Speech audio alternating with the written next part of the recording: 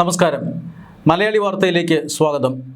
ഇന്ത്യയിലെ ഏറ്റവും ശക്തരായ മുഖ്യമന്ത്രിമാരിൽ ഒരാളായി ഇപ്പോൾ സുവേന്ദു അധികാരി മാറിയിരിക്കുകയാണ്. കാരണം പശ്ചിമ ബംഗാളിൽ ആദ്യമായിട്ടാണ് BJP അധികാരം പിടിക്കുന്നത്.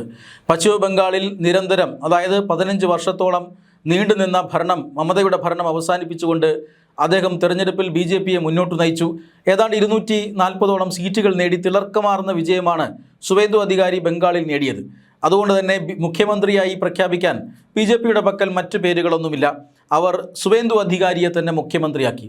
സുവേന്ദു അധികാരി കൂടി BJPയുടെ ടീമിലേക്ക് മാറിയതോടുകൂടി രാജ്യവിരുദ്ധ ശക്തികളുടെ കണ്ണിലെ കരടായി അദ്ദേഹം മാറുകയാണ്. അതായത് ഒരു നരേന്ദ്രമോദിയും അതുപോലെ തന്നെ ആദിത്യനാഥ് യോഗിയും മാത്രമല്ല, ഒട്ടനവധി മുഖ്യമന്ത്രിമാർ ഇപ്പോൾ ശത്രുക്കളുടെ പേടി സ്വപ്നമായി മാറിക്കഴിഞ്ഞിരിക്കുകയാണ്. അതായത് ഉത്തരാഖണ്ഡ് മുഖ്യമന്ത്രി പുഷ്കർ സിംഗ് ധാമി മുതൽ അസം മുഖ്യമന്ത്രി ഹിമന്ത ബിശ്വ ശർമ്മയായിക്കോട്ടെ, ബംഗാൾ മുഖ്യമന്ത്രി സുവേന്ദു അധികാരി ആയിക്കോട്ടെ, ഇവരെല്ലാം തന്നെ BJPയുടെ നെടുംതൂണായി, BJPയുടെ പ്രാദേശിക നേതാക്കളായി അറിയപ്പെടുകയാണ്. ഈ അടുത്ത കാലത്ത് ഇന്ത്യയും ബംഗ്ലാദേശും തമ്മിൽ ചില പ്രശ്നങ്ങളുണ്ടായി. ആ പ്രശ്നങ്ങൾക്ക് കാരണം ഇന്ത്യ ബംഗ്ലാദേശികളെ ഇവിടെ നിന്നും തുരത്തുന്നത് കൊണ്ടാണ്. അനധികൃതമായി രാജ്യത്തിനകത്ത് കഴിഞ്ഞ കുറേ വർഷങ്ങളായി താമസിച്ചു വരുന്ന ബംഗ്ലാദേശികളെ ഇന്ത്യ തുരത്തി തുടങ്ങിയിരിക്കുന്നു. അവരുടെ ഒരു ഈറ്റില്ലമായിരുന്നു ഈ ബംഗാൾ എന്ന് പറയുന്ന സംസ്ഥാനം, പശ്ചിമ ബംഗാൾ എന്ന് പറയുന്ന സംസ്ഥാനം. മറ്റു സംസ്ഥാനങ്ങളിലും അസമിലുമൊക്കെ ഈറ്റില്ലമായിരുന്നു. പക്ഷേ ഈ അസമിൽ നിന്നൊക്കെ ഹിമന്ത ബിശ്വ ശർമ്മയുടെ സർക്കാർ ആട്ടിപ്പായിച്ചു കഴിഞ്ഞു. പക്ഷേ അവശേഷിച്ചിരുന്നത് ബംഗാൾ മാത്രമായിരുന്നു. മാത്രമല്ല, ബംഗാളിലെ ഈ ബംഗ്ലാദേശ് അതിർത്തികൾ സുരക്ഷിതമല്ലാത്തത് കാരണം അവിടെ നിന്ന് ഇപ്പോഴും ഈ അനധികൃത ബംഗ്ലാദേശികളുടെ കുടിയേറ്റം നടന്നുകൊണ്ടിരുന്നു.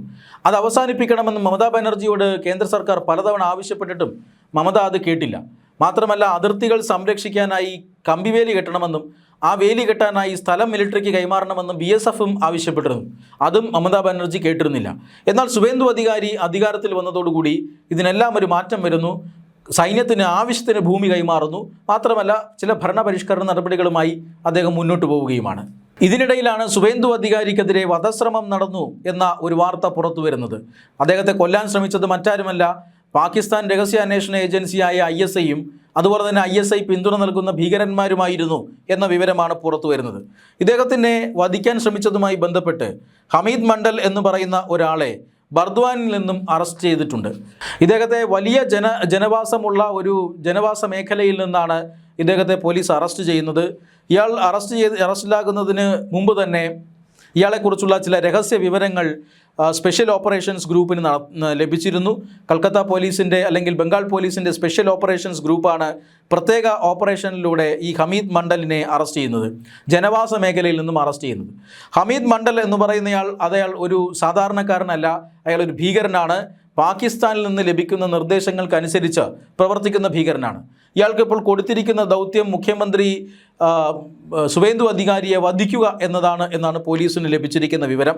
അതിനുവേണ്ടി ഇയാൾ മുഖ്യമന്ത്രിയെ പിന്തുടരുകയും മുഖ്യമന്ത്രിയുടെ ഓരോ സന്ദർശനങ്ങളെക്കുറിച്ചുള്ള വിവരങ്ങൾ ശേഖരിക്കുകയും മുഖ്യമന്ത്രിയുടെ ദൈനംദിന ഷെഡ്യൂളുകളെക്കുറിച്ചുള്ള വിവരങ്ങൾ ശേഖരിക്കുകയും ഒക്കെ ചെയ്യുമായിരുന്നു എന്നാണ് SOGക്ക് ലഭിച്ചിരിക്കുന്ന വിവരം. ഇതിൻ്റെ അടിസ്ഥാനത്തിലാണ് അവർ സെർച്ച് നടത്തിയതും ഹമീദ് മണ്ഡലിനെ അറസ്റ്റ് ചെയ്തിരിക്കുന്നതും. എന്തായാലും ഈ ഹമീദ് മണ്ഡൽ ഒരു ഇന്ത്യക്കാരൻ തന്നെയാണ്. പക്ഷേ ഇയാൾ ഒറ്റയ്ക്കല്ല. ഇയാളെ നിയന്ത്രിക്കുന്നത് ഷെഹ്സാദ് ഭാട്ടി എന്ന് പറയുന്ന ഒരു പാകിസ്ഥാൻ ഭീകരനാണ്. ഷെഹ്സാദ് ഭാട്ടി എന്ന് പറഞ്ഞാൽ ദാവൂദ് ഇബ്രാഹിമിനെ പോലുള്ള ഒരു വ്യക്തിയാണ്. ദാവൂദ് ഇബ്രാഹിമിനെ നമുക്കറിയാം, അധോലോക നായകനാണ്. ദാവൂദ് ഇബ്രാഹിമിനെ ഉപയോഗിച്ചുകൊണ്ടാണ് ISI അന്നത്തെ കാലത്ത് ഇന്ത്യയിൽ സ്ഫോടനങ്ങൾ നടത്തിയിരുന്നത്. പിന്നീട് ജമ്മു കാശ്മീരിലും മറ്റും അവർക്ക് ധാരാളം സംഘടനകളായി. ഇന്നിപ്പോൾ ജമ്മു കാശ്മീരിലെ സ്ഥിതി എന്ന് പറയുന്നത് പാകിസ്ഥാൻ പാലൂട്ടി വളർത്തുന്ന ഒരു സംഘടനയ്ക്കും അവിടെ പകൽ വെളിച്ചത്തിൽ പ്രവർത്തിക്കാൻ കഴിയില്ല എന്നതാണ്. അതുകൊണ്ട് തന്നെ ഇനി ജമ്മു കാശ്മീർ ഭീകരരെ ആശ്രയിക്കാൻ പാകിസ്ഥാന് ഒരല്പം പ്രശ്നങ്ങളുണ്ട്. അതുകൊണ്ട് തന്നെ പുതിയ ഭീകരന്മാരെ പാകിസ്ഥാൻ ആശ്രയിക്കുകയാണ്. അതിലൊന്നാണ് ഈ ഷെഹ്സാദ് ഭാട്ടി. ഈ പറയുന്ന ദാവൂദ് ഇബ്രാഹിമിനെ പോലെയുള്ള ഒരു വ്യവസായിയും അതുപോലെ തന്നെ സോഷ്യൽ മീഡിയയിൽ ധാരാളം ഇടപെടലുകൾ നടത്തുന്നതും ഒക്കെ ചെയ്യുന്നയാളാണ്. ഇന്ത്യ വിരുദ്ധനാണ്, ഇന്ത്യ വിരുദ്ധ പ്രസംഗം നടത്തുന്നയാളാണ്. ഇന്ത്യയിൽ അസ്ഥിരത ഉണ്ടാക്കുക എന്നതാണ് ഇയാളുടെ ലക്ഷ്യം. ISIയുമായി ചേർന്ന് പ്രവർത്തിക്കുന്നു. ISI പറയുന്ന കാര്യങ്ങളൊക്കെ അയാൾ ഇങ്ങനെ ചെയ്യുന്നു. ഈ ഷെഹ്സാദ് ഭാട്ടി ഇന്ത്യയിൽ നിന്നും നിരവധി യുവതിയുവാക്കളെ റിക്രൂട്ട് ചെയ്തിട്ടുണ്ട് എന്നാണ് വിവരം. സമൂഹ മാധ്യമങ്ങളിലൂടെ പരിചയപ്പെടുക, പിന്നീട് ഈ ജിഹാദിനെക്കുറിച്ചുള്ള വിവരങ്ങൾ അവർക്ക് നൽകുക, അതിനുശേഷം ജിഹാദിൽ അവരെ ആകർഷരാക്കുക, അതിനുശേഷം ആയുധങ്ങൾ കൊടുത്ത് പറഞ്ഞയക്കുക. ഇതാണ് ഈ ഷെഹ്സാദ് ഭാട്ടി ചെയ്യുന്നത്. അങ്ങനെ ഒരു റിക്രൂട്ട്മെൻ്റ് ആയിരുന്നു ഈ പറയുന്ന ഹമീദ് മണ്ഡലിനെ പിടിച്ചത് രഹസ്യ വിവരങ്ങളുടെ അടിസ്ഥാനത്തിലാണ്.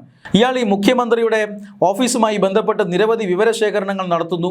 അങ്ങനെ ശേഖരിച്ച വിവരങ്ങളുടെ അടിസ്ഥാനത്തിൽ ഇയാളുടെ യാത്ര സംശയാസ്പദമായി കാണുന്നു. അങ്ങനെയാണ് പോലീസ് ഇയാളെ നിരീക്ഷിക്കുന്നതും അറസ്റ്റ് ചെയ്യുന്നു. ഇയാളെ കൂടുതൽ ചോദ്യം ചെയ്തുകൊണ്ടിരിക്കുകയാണ്.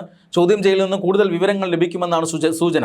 എന്തായാലും സുവേന്ദു അധികാരിക്ക് നേരെ ഒരു വധശ്രമം ഇപ്പോൾ നടന്നിരിക്കുന്നു. ആ വധശ്രമത്തെ ബംഗാൾ പോലീസ് തന്നെ തകർത്തിരിക്കുന്നു. ബംഗാൾ പോലീസിൻ്റെ സ്പെഷ്യൽ ഓപ്പറേഷൻസ് ഗ്രൂപ്പ് തന്നെ ആ വധശ്രമത്തെ ഇല്ലാതാക്കിയിരിക്കുന്നു. അങ്ങനെ മറ്റൊരു വധശ്രമത്തിൽ നിന്നുകൂടി ഒരു മുഖ്യമന്ത്രി, BJP മുഖ്യമന്ത്രി രക്ഷപ്പെടുന്നു എന്ന വാർത്തയാണ് പുറത്തു വരുന്നത്. ഒട്ടേറെ ഭരണപരിഷ്കാരപരമായ തീരുമാനങ്ങൾ കൊണ്ട് ബംഗാളിൽ ഇപ്പോൾ നിറഞ്ഞു നിൽക്കുകയാണ് ഈ സുവേന്ദു അധികാരി സർക്കാർ. നേരത്തെ തന്നെ താൻ അധികാരത്തിൽ വന്നാൽ സംസ്ഥാനത്ത് എന്തൊക്കെ നടപ്പിലാക്കില്ല എന്ന് വ്യക്തമായി പറഞ്ഞിരുന്ന ഒരു മുഖ്യമന്ത്രിയാണ്. അദ്ദേഹം അധികാരത്തിൽ വന്നതിന് ശേഷം അദ്ദേഹം നടപ്പാക്കാൻ ഉദ്ദേശിക്കുന്ന പദ്ധതികളെല്ലാം അദ്ദേഹത്തിൻ്റെ മേശപ്പുറത്ത് തന്നെ ഉണ്ട്. ചിലത് നടപ്പിലാക്കിയിട്ടുണ്ട്. ഒട്ടനവധി വികസന പദ്ധതികൾ അല്ലെങ്കിൽ പരിഷ്കാരങ്ങൾ അതെല്ലാം ഇനിയും നടപ്പിലാക്കുമെന്ന് പ്രഖ്യാപിച്ചിരിക്കുകയാണ് സുവേന്ദു അധികാരി. ഈ ഘട്ടത്തിലാണ് ഇപ്പോൾ അദ്ദേഹത്തിന് നേരെ ഒരു വധശ്രമം ഉണ്ടാകുന്നതും വധശ്രമത്തിന് ഗൂഢാലോചന നടത്തിയ ചില ആളുകളെ പോലീസ് പിടികൂടിയിരിക്കുന്നതും.